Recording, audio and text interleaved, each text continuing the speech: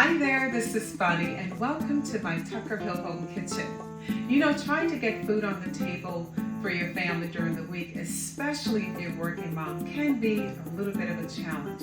So the idea is you want to keep as much on hand that's nutritious, that's easy to make, and to get you in and out of the kitchen in less than 30 minutes. So today I'm going to show you one that I always keep on hand. Although I'm no longer a working mom, I still want to get dinner on the table in a reasonable amount of time. So I'm going to show you how to make my pizza dough. And you can store this in the fridge for up to 2 weeks and no problem. So I love this pizza flour by King Arthur.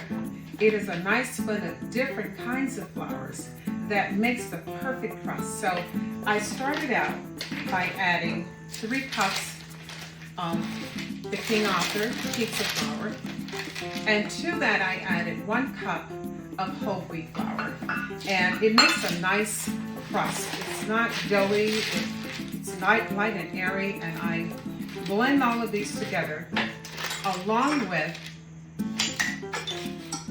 a teaspoon of sea salt, or you can use a kosher salt. I take the whisk and I add that in as well. And I take this and add it to a stand mixer. Now, you want to make sure that you have your dough hook attached for your blending. It makes it really, really easy. So to that, I'm going to add 1 tablespoon of a dry active yeast. And then I'll take my little whisk and blend that a little bit more. Move this out of the way. And after you do that, you're now going to add 1 3/4 cups of warm water. You want to make sure that it's a little warm because you want to activate the yeast. Now you can also, if you wanted to activate very quickly, you can also add a little bit of sugar, depending on how quickly you want this to come about.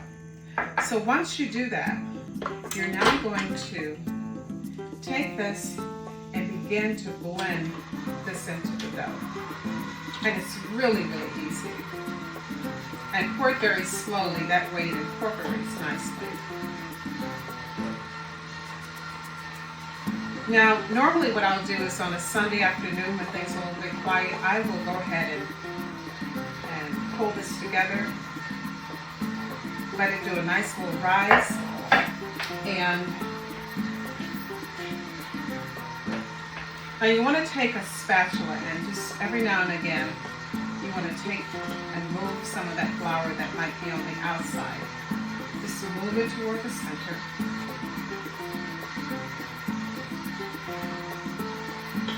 And you may or may not need to add a little bit more water, depending on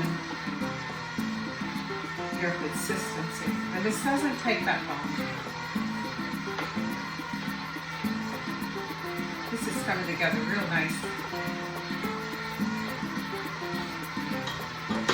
Now while that's blending, I will take a mixing bowl.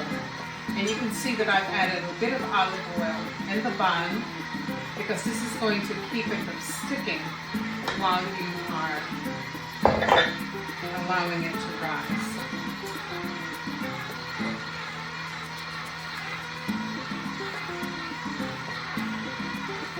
I think I'm going to add just a little bit more water to this because it does look just a wee bit dry. Just a little tap. You don't want it to be wet.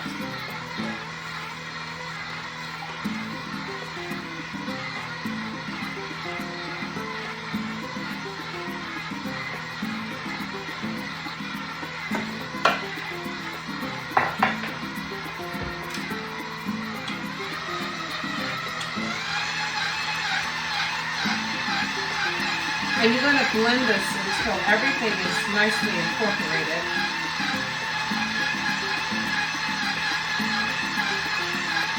And this particular measure will give you 2 nice 10-inch pie crusts, or rather pizza dough crust. I have pie crust on the mind.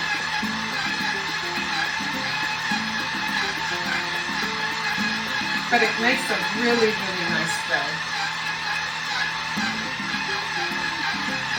And you want to do this for about a minute. It doesn't really take that long. And once it's nicely incorporated,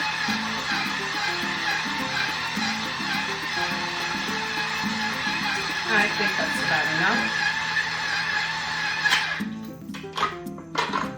You're now going to take this, take it out of your mixer.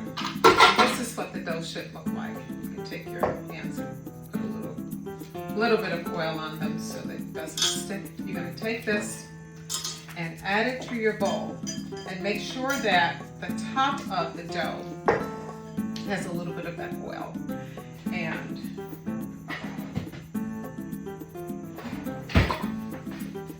this is what it should look like. You see that? Now you're going to take this and set it aside in a warm place. You can take a tea towel and cover it and set it aside for it to rise for about maybe 45 minutes.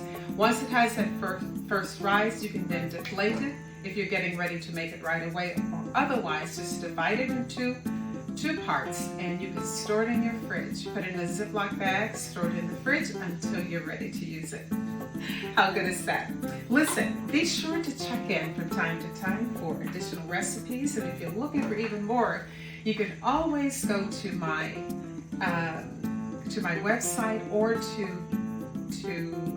your favorite bookstore, or you can always pick this up on Amazon. This is my cookbook, Farm Girl in the City of Food and Love. And be sure to hit the subscribe button and tell your friends about us. Until next time, this has been Bonnie McDaniel, and I'll talk to you soon. Take care. Bye.